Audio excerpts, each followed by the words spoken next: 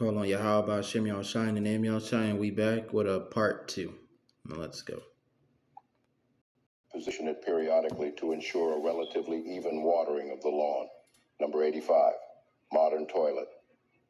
Thanks to Thomas Elkins, your bathroom breaks are as comfortable as ever. While Elkins didn't outright invent the modern toilet, his improvements to the chamber commode would inspire the mechanics of the modern toilet. His patented design came with several amenities, including a bureau, mirror, book rack, washstand, table, easy chair, and earth closet or chamber stool. Over the years, the toilet would go through several modifications to become the porcelain throne it is today. Number 84, ringing mop. In 1893, Thomas W. Stewart would devise an invention that would make cleaning less of a back-breaking labor. The ringing mop we know today was inspired by his invention, which provided a way to care for the slate, stone, or marble floors that were a feature of the homes of the aristocracy, and later the middle classes. Thanks to his invention of a clamping device that could wring water out of the mop by using a lever, floor cleaning was not nearly the chore it once was. Number 83, reversible stroller. Modern-day reversible strollers and baby carriages are the work of African-American inventor W.H. Richardson. Although the first baby carriage was invented in 1733 by William Kent for the Duke of Devonshire, its lavish design made it harder for everyday individuals to have access to them. However, Richardson patented a new type of baby carriage on June 18, 1889, that was more efficient and affordable. The design featured wheels that could turn 360 degrees in a smaller turning radius. The bassinet was also designed so it could face out or in towards the parent. Over a century later, his invention is still a popular choice among parents. Number 82, biscuit cutter. By 1863, A.P. Ashbourne worked as a caterer, having amassed a respected following in Pennsylvania. He catered weddings and buffets of the wealthy elite in Philadelphia, and was selected as one of a handful of local caterers for the 1863 Emancipation celebration held in the city. While attending this event, Ashbourne noticed that the biscuits were simply hand-patted and lacked any real form. He began a decade-long process to create a device, a spring-loaded biscuit cutter, that would guarantee a uniform shape and size. His patented cutter had a board to load and unload biscuits easily. At the time, he had convenience and accuracy to the flour-based food product. Number 81, airplane propelling. While the Wright brothers designed and constructed the world's first practical fixed-pitch propeller, it was black inventors, among many others, that would improve the mechanics to be what it is today. In 1920, African-American inventor James Sloan Adams was granted a patent for a new and improved propelling means for airplanes, which utilized the stored-up energy of a spring to the fullest advantage for driving the airplane forward. This rounds up the part one of our series on the 100 black inventions that changed the world. From lawn sprinklers, home security systems, to traffic light signals, black individuals have continuously defied the odds and left an indelible mark on our world.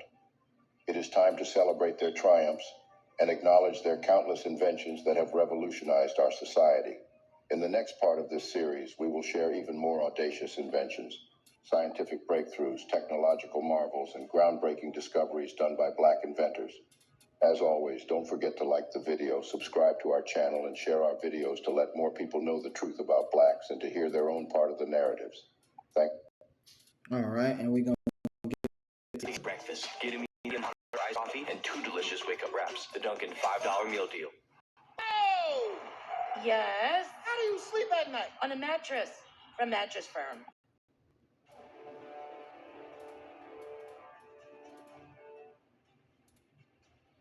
Can you imagine a life without blood banks, traffic lights, security systems, cloth dryers, and automatic elevator doors? These remarkable creations, and a lot more, wouldn't exist today if it weren't for the brilliant minds of black people.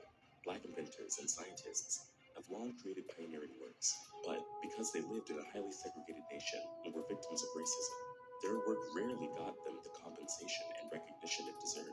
Their inventions were often whitewashed. For this Black History Month special, we are going to take a look at 100 things that were invented by Black people, the kind of inventions that we should have learned in school. One such invention was blood banks. Charles R. Drew was an African-American scientist and surgeon born in Washington, D.C.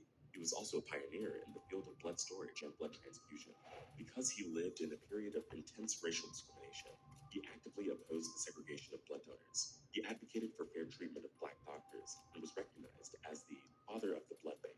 He discovered and developed countless blood banking techniques. He was one of the pioneers that discovered that basically you can remove the plasma, liquid portion of blood, and actually lyophilize, freeze dry plasma, and store those proteins for prolonged periods of time. And really, it was breakthrough technology in terms of being able to provide some kind of a transfusion support with protein during war efforts.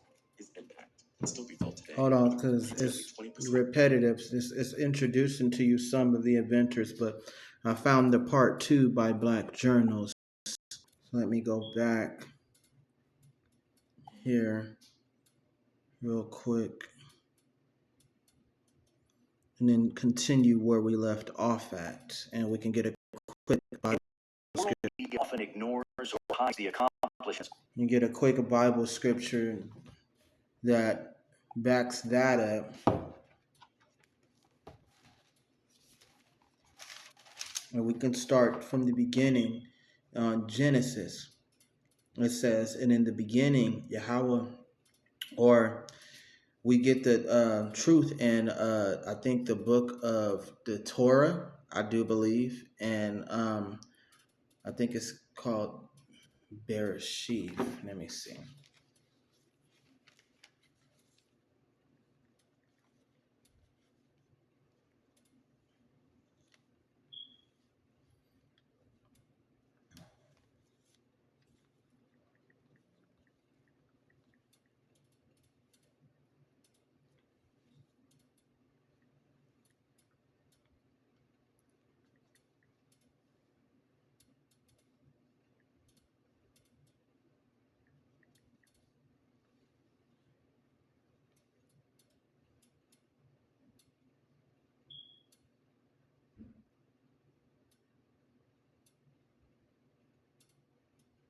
One second.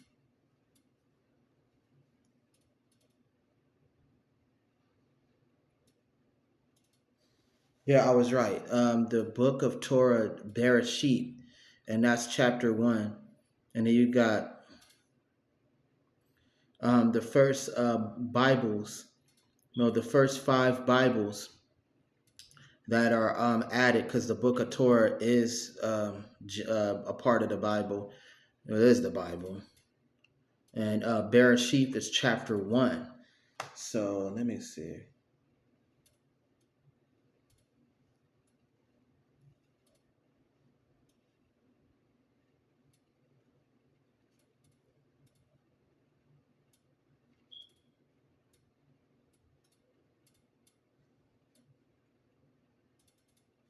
Nah, the GMS and them had an older version of the Bereshit that they would read, and it was full Hebrew. But basically, Yahweh Ba'Shem Yahushai created Yahushai and gave him the blueprint of the universe and the worlds and the galaxies and everything that he wanted Yahushai to create. So the first thing Yahushai did in his creating was create others that were similar to him, not superior to him, similar to him. So he created the archangels and the elect that are among them that are down here now with us. And then he created the lower gods, which is us, the Israelites. So we were the lowest gods among the chart of powers. So you got Yahweh Ba'Shem Yahushai, you have the Hamashiach, which is the general, and a god over us, which is Yahushai. Then you got the powers. That's what I call them, the archangels, the powers that hold everything together and create and help create everything as well. And then you have the elect is among those powers. And then you got us, which is the lower gods, which is we were called Israel today. So and it says in the beginning, Yahweh Shai, supposed to say Yahweh Shai, or the powers. It goes into powers. They call them the Alahayim. You got the chief and then the powers. which is all of us all together. It's but mainly it's focused on the will of Yahweh Ba'Shem Yahushai through Yahushai and the powers. It says, and the earth was without form and void, and darkness was upon the face of the deep, and the spirit of Yahweh moved upon the face of the waters. And Yahweh, or Yahushai said, let there be light, and there was light. And Yahushai saw that the light was good, or the powers saw that it was good. And this is all orchestrated through Yahweh Ba'Shem Yahushai, the Almighty himself. This was all his idea. He governs over all of it. He controls all of it, but he gave the control and the idea and the blueprint to Yahushai. And this is what Yahushai did with that. So it says, and Yahushai saw the light, that the light was good, and Yahushai divided the light from the darkness. And Yahushai called the light day, and the darkness he called night. And the evening and the morning were the first day. So one day in the eyes of the Lord is 1,000 years. So day one is 1,000 years later, you know. And this is all not straying from the fact that the Israelites helped create all things.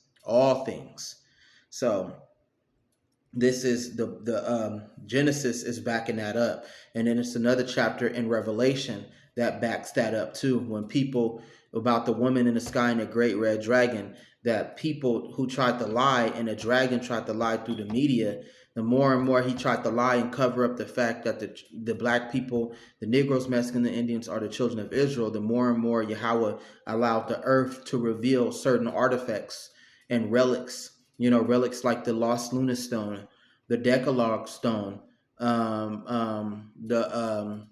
Ark that's located in Turkey, Russia's greatest icons, you know, and many more things. And this too, in those times where inventions that changed the world were created, you know, and they were created by them. So read a little bit of this and then get back to the video. It says, and Yahushai said, let there be a firmament in the midst of the waters, and let it divide the waters from the waters.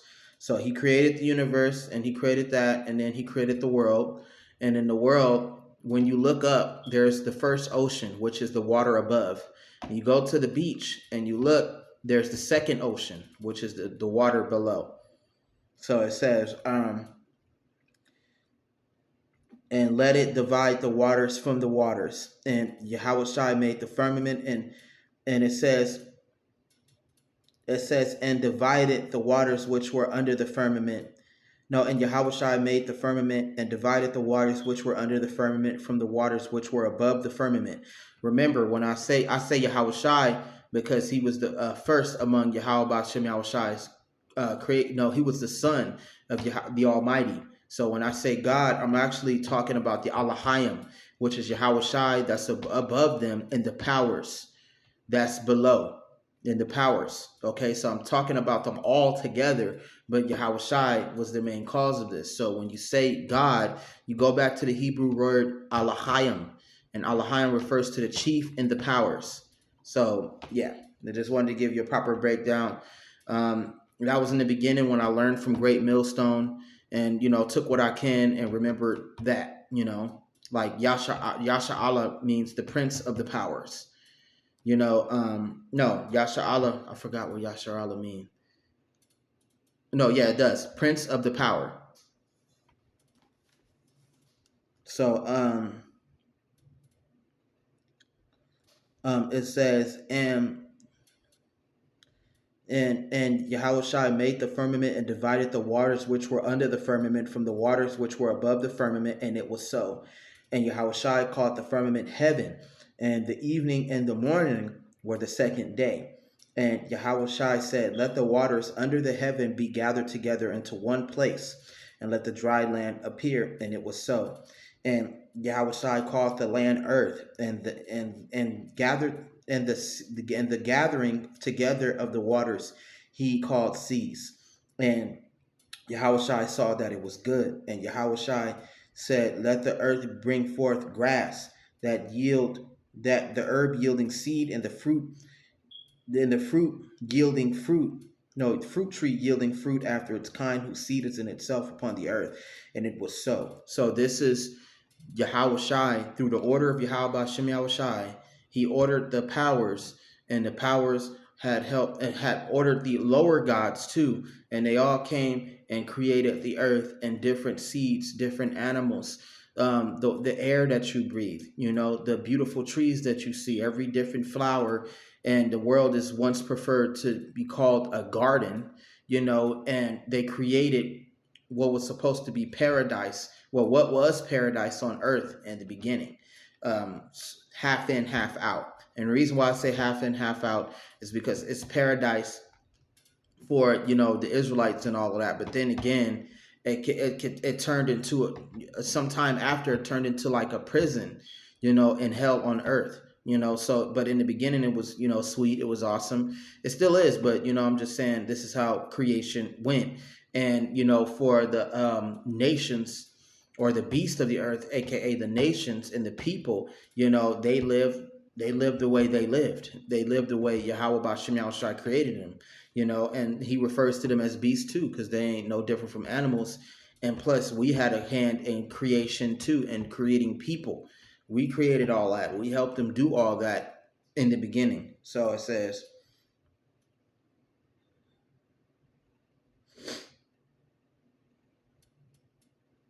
and the earth brought forth grass and yielding seed after his kind, and the tree yielding fruit, whose seed is in itself, and after his kind. And Yahushua saw that it was good. And the evening and the morning were the third day. And Yahushua said, let there be lights in the firmament of the heaven, to divide the day from the night, and let them be for signs, for seasons, and for days, and for years. And let them be for lights in the firmament of heaven, to give light upon the earth. And it was so. And Yahushua made two great lights, the greater light to rule the day, and the lesser light to rule the night. He made the stars also. And Yahushua set them in the firmament of the heaven to give light upon the earth. So there you go. You got the stars, you got the sun, you got the moon. And even back then, prophecy was already being set into place, because he said, let them be for signs, for seasons, for days, for years. So you got different comets shooting out, different star constellations being created, which was once a part of the lights and the decoration of the world, reflecting creation itself. You have the white man come in and different nations that worship other gods to label them as astrology, which is witchcraft, Chinese zodiacs, that the zodiacs that represent your sign is in the sky. And they just different lights and different forms of creation that were created to reflect what was going on the earth, and to add light to the earth, decoration, make it pretty. But, they was also had a part to play in prophecy, like the moon turning red, eclipses, and other sorts of anomalies that the sun would display, or the moon, So it says, and let them be for lights in the firmament of the heaven, to give light upon the earth. And it was so. And Yahushua made two great lights, the greater light to rule the day, and the lesser light to rule the night. He made the stars also. And Yahushua set them up in the firmament of the heaven, to give light upon the earth, and to rule over day and rule over night, and to divide the light from the darkness. And Yahushua saw that it was good. In the evening and in the morning were the fourth day. And Yahushua said, let the waters bring forth abundantly the moving creature that have life, and fowl that they may fly above the earth in the opening firmament of heaven. And Yahushua created great whales, and every living creature that moveth with the waters brought forth abundantly after their kind, and every winged fowl after his kind. And Yahushua saw that it was good. And Yahushua blessed them, saying, be fruitful and multiply, and fill the waters in the seas, and let the fowl multiply in the earth. And it says, and the evening and the morning were the fifth day. And Yahushua said, let the earth bring forth the living creature after his kind, cattle and creeping thing, and beast of the earth, after his kind. And it was so. And peep, his kind, he, man came first, yes. We came first, okay? So it says, and Yahushua made the beast of the earth after his kind, and cattle after their kind, and everything that creepeth upon the earth after his kind. And Yahushua saw that it was good. And Yahushua said, let us, there it go. That us is referring to the angels as well. Even though we did help create all these things, then they had to join in the biology and the creation of man. And that's why everybody got 2 eyes, 2 feet, 2 legs, a brain, a heart, and the private parts, whether it be feminine or male. And this is law, and it cannot be reversed. Right now, they're doing another atrocity, which identifies America as Sodom and Gomorrah.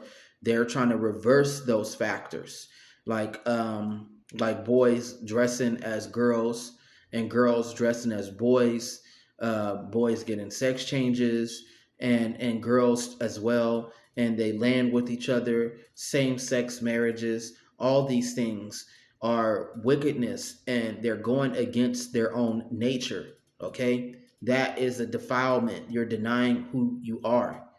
You're denying what your purpose is. Women's rights, LGBTQ, or however you want to pronounce it.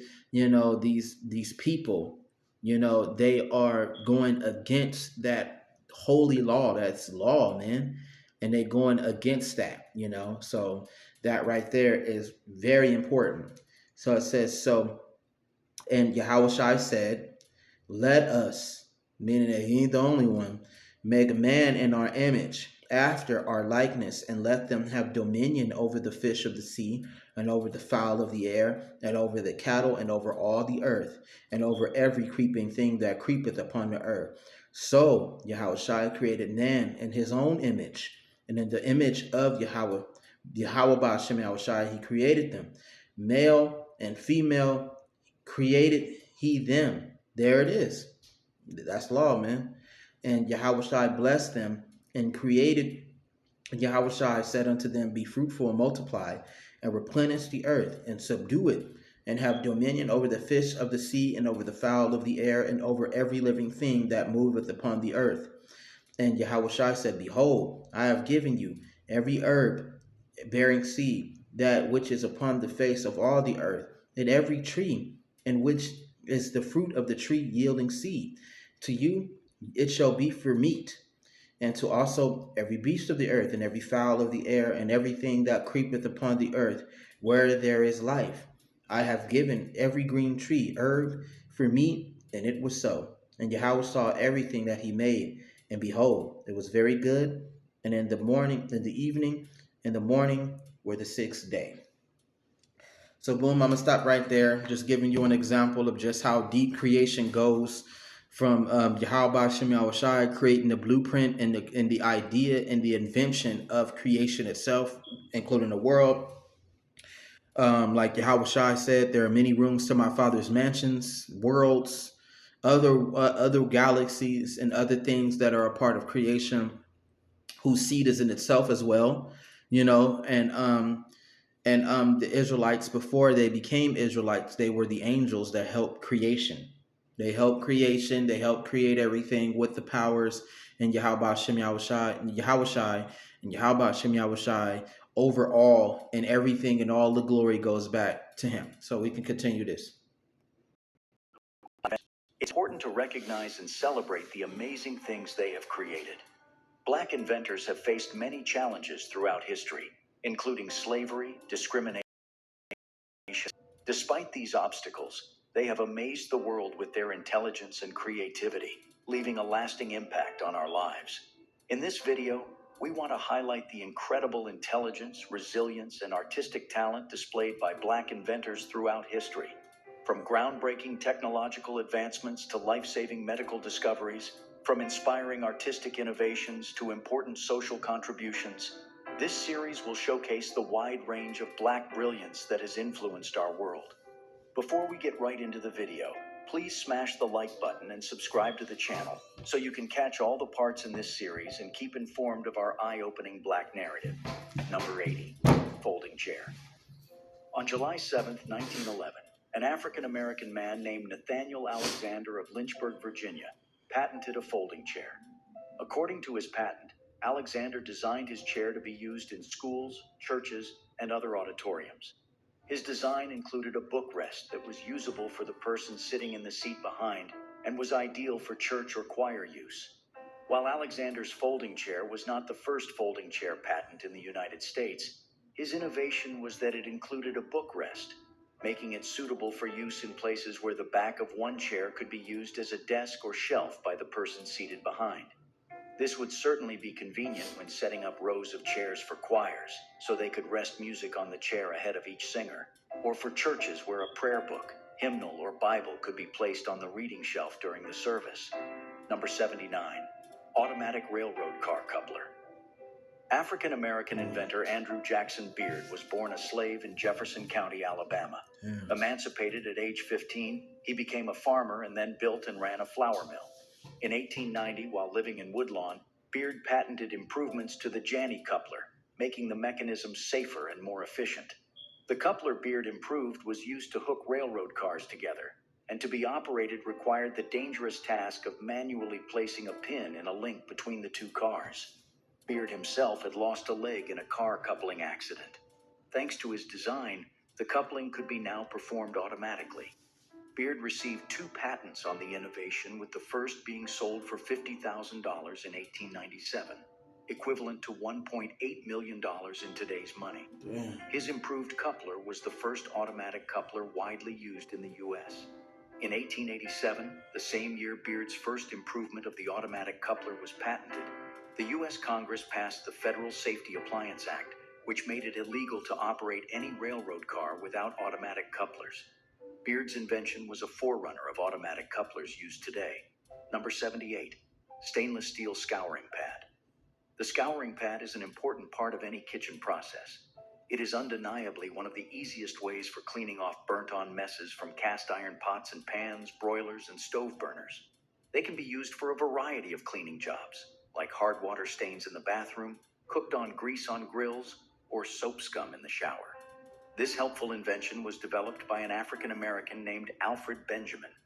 On June 19, 1962, Alfred Benjamin patented the stainless steel scouring pad, which would inspire many improvements, including the plastic needle surface sourcing pad, which is now more commonly used. Number 77, synchronous multiplex railway telegraph. Granville Taylor Woods was one of the most famous African American inventors with over 50 patents to his name. Styled as the Black Edison, Woods' famous invention is the synchronous multiplex railway telegraph, which allowed communications between train stations from moving trains by creating a magnetic field around a coiled wire under the train. In 1887, Woods used notes, sketches, and a working model of the invention to secure the patent. The invention was so successful that Woods began the Woods Electric Company in Cincinnati, Ohio, to market and sell his patents. Thomas Edison later filed a claim to the ownership of this patent, stating that he had first created a similar telegraph and that he was entitled to the patent for the device. Woods was twice successful in defending himself, proving that there were no other devices upon which he could have depended or relied upon to make his device. Number 76, foil electret microphone. Along with Gerhard Sessler, James Edward Maceo West invented the foil electret microphone. And you see that they tried to steal, and some of them are actually stolen from the children of Israel, their inventions, and instead of them making them statues and portraits and different billboards that should be displayed with all due respect, and reminded that these people are responsible for a lot of the things that are in this world today and that created the foundation to make America great.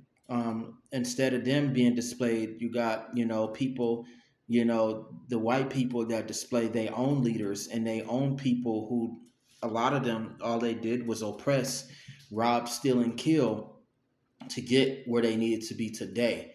And a lot of them had very little to do with a lot of the creations that created the foundation of America and the world too. you know. So it wasn't just America.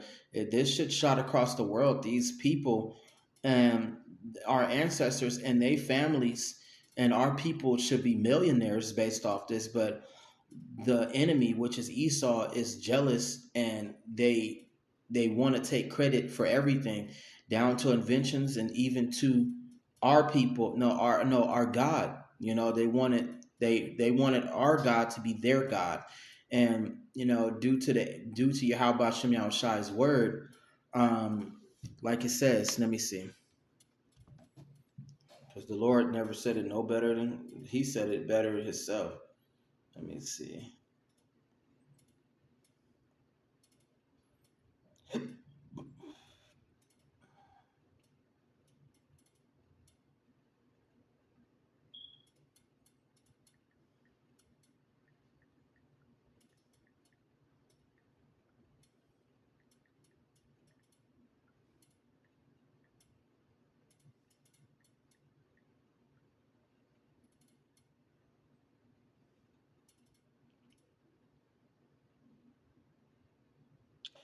This is Isaiah chapter 14, verse 1. It says, "For Yahweh will have mercy on Jacob and yet choose Israel, and set them in their own land, and a stranger shall be joined with them, and they shall cleave to the house of Jacob." Well, the Lord still chose Israel.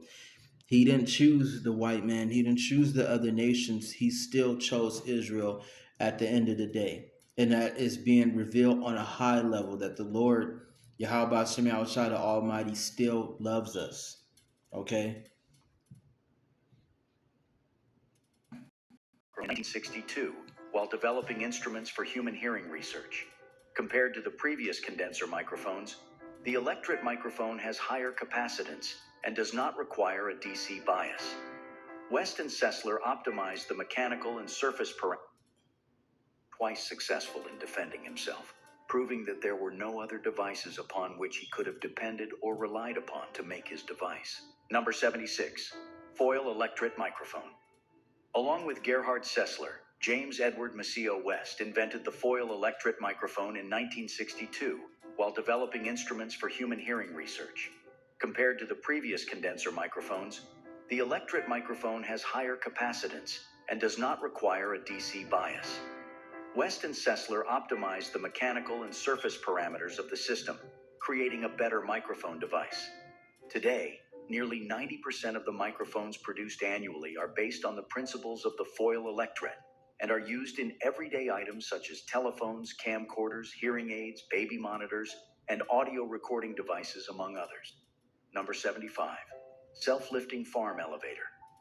Around 1930, African-American inventor William Chester Ruth improved on the farm elevator, a steel chute with chain and slat movement to carry grain or feed bags, hay bales, ear corn, and other products up into a truck, corn crib, or hay mow.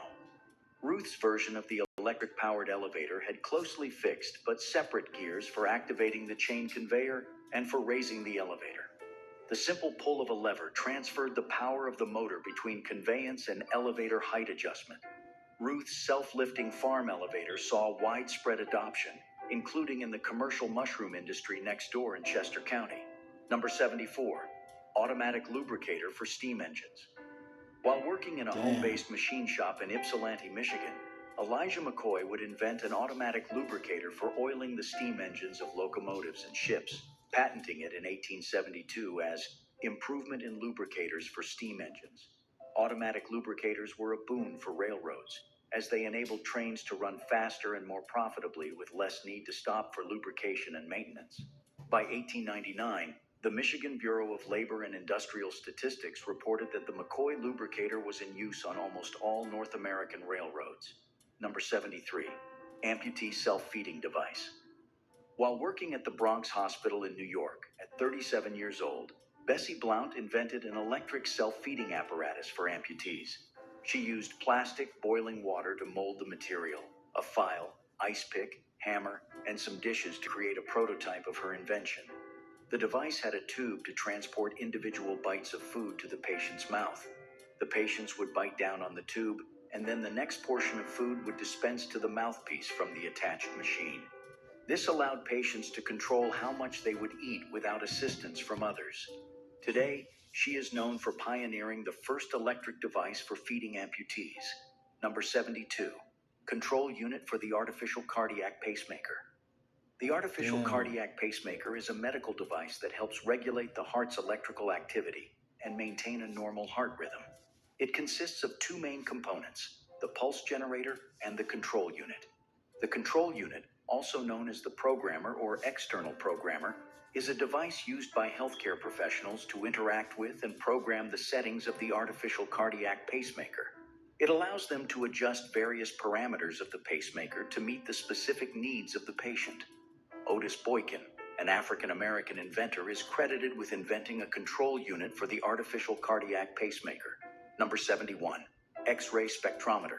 George Edward Alcorn is an African-American inventor best known for inventing the X-ray spectrometer, which earned him the NASA Goddard Space Flight Center Award for Inventor of the Year in 1984. The X-ray spectrometer is an important scientific instrument with numerous applications across various fields. Scientists can use X-ray spectrometers to determine the composition of unknown materials, identify impurities or contaminants, and assess the quality and purity of substances. X-ray spectrometers also play a significant role in archaeology and art restoration. They are employed to analyze ancient artifacts, paintings, and cultural heritage objects without causing damage. By determining the elemental makeup of these objects, researchers can gain insights into their origin, age, and authenticity. In 2015, Alcorn was inducted into the National Inventors Hall of Fame for his invention of the X-ray spectrometer number 70. Illusion transmitter African-American inventor Valerie Thomas would devise one of the most impressive inventions of the 20th century that still has applications today.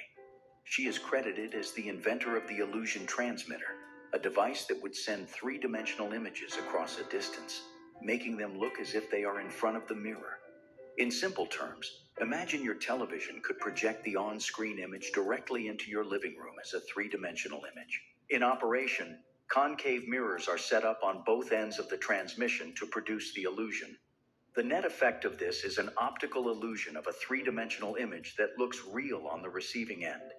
This brilliant innovation placed Thomas among the most prominent black inventors of the 20th century. NASA continues to use her technology and is exploring ways to use it in surgical tools and possibly television and video. Number 69, gas masks. Garrett Morgan is already well known as the famous mind behind the modern three-light traffic signal. His witnessing of an accident would lead to improvements of the existing traffic light signal, inspiring the green, yellow, and red traffic lights we all know today. However, this was not Morgan's only achievement. He filed a patent for the first gas mask invention in 1912, but it wasn't until 2 years later that the idea really took off. When a group of workers got stuck in a tunnel below Lake Erie after an explosion, Morgan and a team of men donned the masks to help get them out. After the rescue was a success, requests for the masks began pouring in. His device used a moist sponge to filter out smoke and cool the air. It took advantage of the way smoke and fumes tend to rise to higher positions while leaving a layer of more breathable air below, by using an air intake tube that dangled near the floor. The hood used a series of tubes to draw clean air of the lowest level the tubes could extend to. Smoke, being hotter than the air around it, rises, and by drawing air from the ground, the safety hood provided the user with a way to perform emergency respiration. In 1914, he received a patent for the invention of the gas mask and was awarded a gold medal by the International Association of Fire Chiefs. Morgan's safety hood was used to save many lives during the period of its use. Number 68, mechanical planter. Both the seed planter and cotton planter, which inspired modern-day mechanical farm tools, were developed by a black inventor at a time where racial bias and discrimination were at the peak. Henry Blair would be the second African-American inventor to receive a U.S. patent. He received 2 patents for his outstanding inventions. His first invention was The key to fast and accurate repairs is having tools organized and close at hand. His first invention was the seed planter, patented October 14, 1834, which allowed farmers to plant more corn using less labor and in a shorter time. On August 31, 1836, he obtained a second patent for a cotton planter. This invention worked by splitting the ground with two shovel-like blades which were pulled along by a horse. A wheel-driven cylinder followed behind which dropped the seed into the newly plowed ground. Blair had been a successful farmer for years and developed the inventions as a means of increasing efficiency in farming. Even more remarkable was the fact that Blair was illiterate and had no formal education, but would go on to devise inventions that are applicable today. Number 67, street sweepers. Wait, that reminded me of a scripture.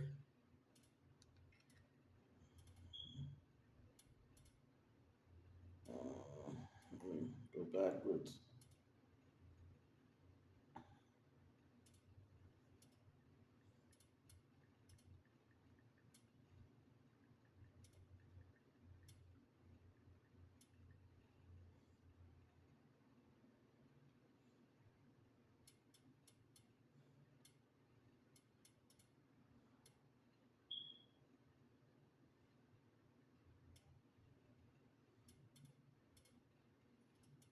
Right.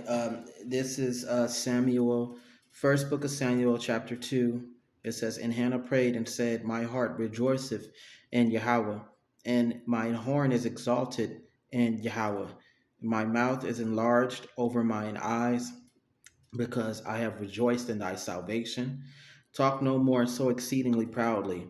Let not arrogance come out of your mouth, for Yahweh is the Almighty of knowledge, and by him actions are weighed. The bows of the mighty men, the bows of the mighty men are broken, and they stumble, and they that stumble are girded with strength. Right. So that was a prime example of him being illiterate, but he still invented something. He created something. So it says, they that were full have hired out themselves for bread, and they that were hungry cease. So that the barren hath borne 7, and she that hath many children is waxed feeble. So it says, Yahweh killeth and maketh alive. He bringeth down to the grave, and he bringeth up. Yahweh maketh poor and maketh rich. He bringeth low, and he lifteth up. He raiseth the poor out of the dust, and lifteth up the beggar from the dunghill, to set them among princes, and to make them inherit the throne of glory. He talking about the Israelites. From the pillars of the earth are Yahweh's, and he hath set the world upon them. So I'm going to read that right there. Well, he will keep the feet of his saints. It says, and the wicked shall be silenced in darkness, for by strength no man shall prevail. The adversaries of Yahweh shall be broken to pieces. Out of heaven shall he thunder upon them. Yahweh shall judge the ends of the earth, and he shall give strength unto his king, and exalt the horn of his anointed. So we can keep going. Like I told you, he make a weak man strong. He make the blind see. He make the lame walketh. And that was a beautiful example of how he didn't have the knowledge, but he still invented something that changed the course of history forever. Street sweepers, as we know them today, Amen. make the job of keeping the streets clean less tedious. With them, the process of sanitation and waste removal is achieved faster and more efficiently. We can all thank the brilliant mind of African-American inventor which were pulled along by a horse. A wheel-driven cylinder followed behind which dropped the seed into the newly plowed ground. Blair had been a successful farmer for years and developed the inventions as a means of increasing efficiency in farming. Even more remarkable was the fact that Blair was illiterate and had no formal education, but would go on to devise inventions that are applicable today. Number 67, street sweepers. Street sweepers, as we know them today, make the job of keeping the streets clean less tedious. With them, the process of sanitation and waste removal is achieved faster and more efficiently. We can all thank the brilliant mind of African-American inventor Charles Brooks for this amazing invention. Charles Brooks' idea for the street sweeper was meant as an improvement to the already existing but less efficient street sweeper that were in operation at that time. Unlike other sweepers at that time, Brooks' sweeper was the first self-propelled street sweeping truck. His design had revolving brushes attached to the front fender. and the brushes were interchangeable so that when snow fell, scrapers could be attached for snow removal. He received a patent for his invention on March 17, 1896. A few months later, on May 12, 1896, he patented a dust-proof collection bag for the street sweeper. Although little information is available about his life, we do know that funding for the production for his sweeper was provided by George M. Halstead and Plummer S. Page. The production took place in Scranton, Pennsylvania, where each sweeper was priced at around $2,000. It proved to be so successful that the Pennsylvania state government gave a $100,000 contract to the manufacturing company. The maintenance superintendent of Buffalo, New York, was so impressed with Brooks' design that he adopted the model for his city. Number 66, clothes wringer. In 1888, Ellen Eglin invented her groundbreaking device, a special type of clothes wringer, which was a machine that had two wooden rollers attached to a crank. After being washed and rinsed, wet clothes were fed between these rollers, and an immense amount of water was squeezed out. The clothes were then hung to dry, a process which took significantly less time due to the wringer. Although the design was perceived as a popular product well into the 20th century, Eglin received almost no credit or finance of her own invention. Due to being black at a time when racial discrimination was at its peak, she was forced to sell the rights of the invention for just $18 to an unknown white agent. Eglin's wringer could go on to inspire the design for mops that we still use today. Number 65, bread kneader. Joseph Lee was an African-American inventor whose experience in the baking industry would lead him to create the bread kneader, an improved method for making bread with more efficiency and less effort. Lee was interested in automating the process of making bread to ensure a uniform quality with less time and effort than it took to knead by hand. He invented a machine that did that and received a patent on August 7, 1894. This kneader was more efficient and faster than kneading by hand. The next year, on June 4, 1895, Lee received a patent for a machine to make breadcrumbs. This invention was prompted after Lee's machine started making too much bread. The Royal Worcester Breadcrumb Company used Lee's invention to make breadcrumbs for restaurants. Lee's breadcrumber was widely adopted and recognized. The National Inventors Hall of Fame writes that within 5 years of its invention, it was used by many of America's leading hotels and was a fixture in hundreds of the country's leading catering establishments. In 2019, Lee was inducted into the American National Inventors Hall of Fame. Number 64, pastry fork. While it might sound like a simple invention, Anna Mangin's innovation of the pastry fork would simplify the manner of making pastry and lead to other innovations of household tools. Before the invention, kneading pastry dough by hand was a grueling process that caused arm cramping and other pains. Mangin innovation ensured for maximum efficiency and required less effort from the user. The pastry fork was designed for a wide range of uses, including beating eggs, thickening foods, making drawn butter, mashing potatoes, making salad dressings, and most importantly, kneading pastry dough.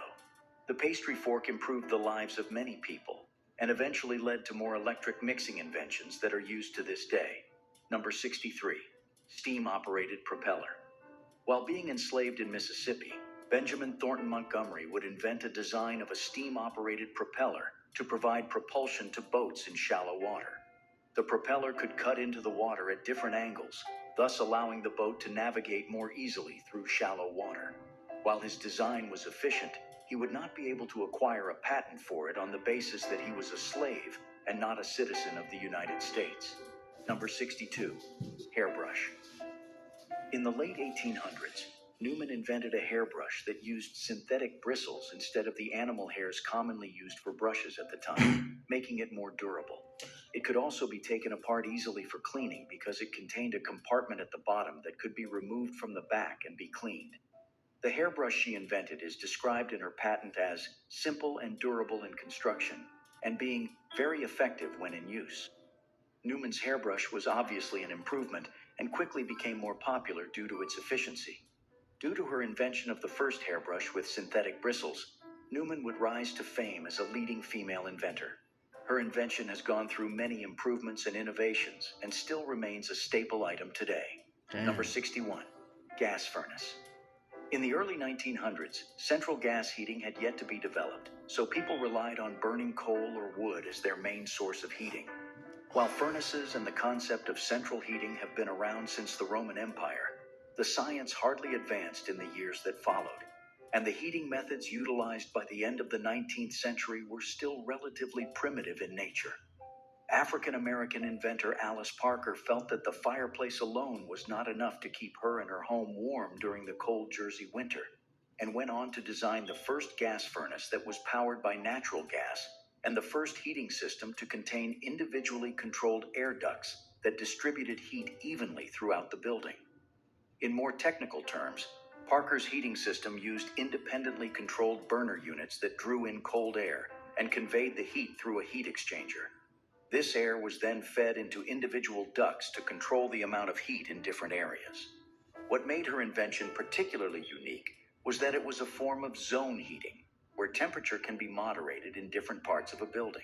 Parker's invention was further improved in 1935 by scientists who created forced convection wall heaters that use a coal furnace, electric fan, and ductwork throughout a home.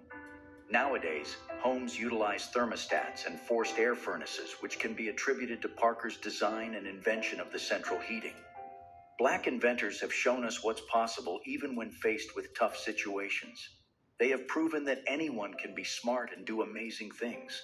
By sharing these stories, we want to challenge the idea that Black people are not as good as others, and inspire everyone to appreciate the achievements of all people, no matter their background. It's important to recognize the wide range of inventors. All right, that's enough from him, but that's why, that's another reason why these white people about to get it, because a lot of our people that created this place, they didn't really get the credit they deserved. And on top of that, it shows that we are more superior than white people and more stronger than them, you know. And it's a beautiful thing that Yahweh Shem Shai had did this, because he set this all up for these times, and they most likely, these inventors are here today, through the power of reincarnation, and slavery and all those things that happened to them. It was just wrong, man. It was just wrong. So I'll give one more Bible scripture, and then I'm closing out.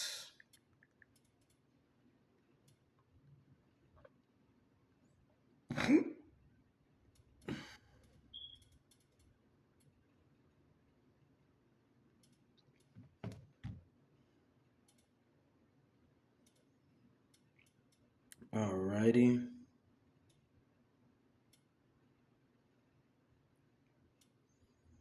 Alrighty, this is Jeremiah 14, verse 1. It says, the word of Yahweh that came to Jeremiah concerning the Darth. It says, Judah mourneth, and the gates thereof languish. They are black unto the ground, and the cry of Jerusalem go up. And their nobles have sent their little ones to the waters. They came to the pits, and found no water. They returned with vessels empty. They were ashamed and confounded, and covered their heads, because the ground is chapped, for there is no rain in the earth. The plowmen were ashamed, they covered their heads. And wild asses did stand in the high places. They snuffed up the wind like dragons. Their eyes did fail, because there was no grass. This is during the time of the Israelites and they slavery. And Yahweh know who his children look like. Yahweh know what his children look like. And in the beginning we were black, like pitch black, or dark skinned. And now we different shades of brown, white. Some of us are oriented, mixed with Chinese, Asian. It's a lot of the children of Israel that are spread across the world, and a lot of them are in America. So different shades of brown. Speckled bird. It says, and the asses did stand in the high places. And these wild asses refer to the white man and the nations. They snuffed up the wind like dragons. Their eyes did fail, because there was no grass. O Yahweh, though our iniquities testify against us, do thou it for thy name's sake, for our backslidings are many. Yeah, we sinned bad. We did bad, man. O the hope of Israel, the Savior thereof, in the time of trouble. Why shouldest thou be as a stranger in the land, and as a wayfaring man that turneth aside to the tarry for a night? Why shouldest thou be as a man astonished, as a mighty man that cannot save? Yet thou, O Yahweh, art in the midst of us, and we are called by thy name. Leave us not. That's what we calling out for the Lord, to petition on our behalf, to judge the enemy and to destroy these nations and these people that come up against us and that surround us all about, and to protect those of us that believe and save us from these dark times that are coming. It says, thus saith Yahweh unto this people, thus have they loved to wander, they have not refrained their feet. Therefore Yahweh doth not accept them. He will now remember their iniquity and visit their sins. Then Yahweh said unto me, pray not for these people for their good. When they fast, I will not hear their cry. When they offer burnt offerings and an oblation, I will not accept them, because I will consume them, but I will consume them by the sword and by the famine and by pestilence. So right now, for those of us that are the 1/3, the rest of them that are 2/3, the Lord don't care about them. He don't want to hear it, If they don't repent and they don't return, or they don't change their ways and call on the true name, which is Yahweh Ba'Shem Yahushai and his son Yahushai, then he don't care. He gonna destroy them in these times to come. It says, then I said, Lord Yahweh, behold, the prophets say unto them, you shall not see the sword, neither shall ye have famine, but I will give you assured peace in this place. Then Yahweh said unto me, the prophets prophesied lies in my names. These wicked ass preachers and these wicked ass pastors that tell you nothing is going to happen. They're telling you, oh, the street prophets are lying, and there's no way that the Negroes and Mexican Indians can be the children of Israel, and they don't know God, and they don't even go to church. They just people that believe in conspiracy theories, and half the stuff in the Old Testament is not canon to the New Testament. The laws are done away with, and so on and so forth. So it says, then Yahweh said to me, the prophets prophesied lies in my name. I sent them not, neither have I commanded them, neither spake unto them. They prophesied unto you a false vision and divination, and a thing of naught, and the deceit of their heart. So they're telling you that the end ain't coming no time soon. They're telling you that America gonna get back on their feet. The dollar is gonna be revived. They're telling you that certain things that are happening is just conspiracies of the government to get you, to scare you into obeying. They're telling you Donald Trump is going to save America and revive it. They're telling you to relax. There's nothing that's coming for you. You guys should be at peace and just give your money to the church. So it says, therefore, thus saith Yahweh concerning the prophets that prophesied in my name, I sent them not, yet they say, sword and famine shall not be in this land. By sword and famine shall those prophets be consumed. Because war is coming too, And a lot of destruction is coming. Invasions, different pestilences, disasters. All these things are coming upon the earth. It says, and the people whom they prophesied shall be cast out in the streets of Jerusalem because the famine and the word. It says, and the people that believe these stupid pastors and these stupid false prophets, they're going to be cast out and they're going to be destroyed with these prophets. So like they said, like Yahushua said, if the blind lead the blind, they both fall into a ditch. Yeah, that's what's going to happen. It says, and they shall have none to bury them, their wives, nor their sons, nor their daughters, for I will pour out their wickedness upon them. Therefore thou shalt say this word unto them, let mine eyes run down with tears night and day, and let them not cease. For the virgin daughter of my people is broken with a breach, with a very grievous blow. If I go forth into the field, then behold, the slain with the sword, And if I enter the city, then behold, them that are sick with famine. Yeah. Both the prophet and the priest go about into a land that they know not. Hast thou utterly rejected Judah? Hath thy soul loathed Zion? Why hast thou smitten us, and there is no healing for us? We look for peace, and there is no good. And for the time of healing, behold, trouble. Yep. And this is during, these are them inventions and all that stuff that's happening to the children of Israel are those signs that, when we had our times of peace and time of joy, it was taken from us. These were the curses, and it was a part of our punishment. So it says, we acknowledge, O Yahweh, our wickedness and the iniquity of our fathers, for we have sinned against thee. Do not abhor us for thy name's sake. Do not disgrace the throne of thy glory. Remember, break not thy covenant with us. Are there any among the vanities of the Gentiles that can cause rain? Or are there any, or can the heavens give showers? Are not thou he, Yahweh Bashem Yahushai, O Lord our God? Therefore we will wait upon thee, for thou hast made all these things. So if he put us into slavery, he could set us free, which is happening now. If he put the curses on us, he can take it off. Yahweh do all these things. But a lot of us have to acknowledge our sins and acknowledge our wrongdoings and acknowledge what we have done in our past lives and what we did while we living in this world today, and come back into the new covenant and come and be with Yahweh Hashem Yahushai forevermore, and do it while the time is ripe.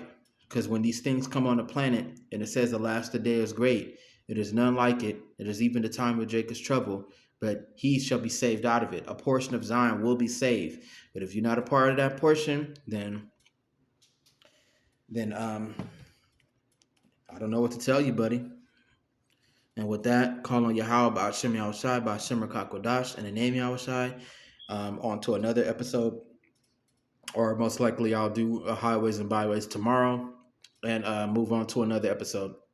With that, Shalom.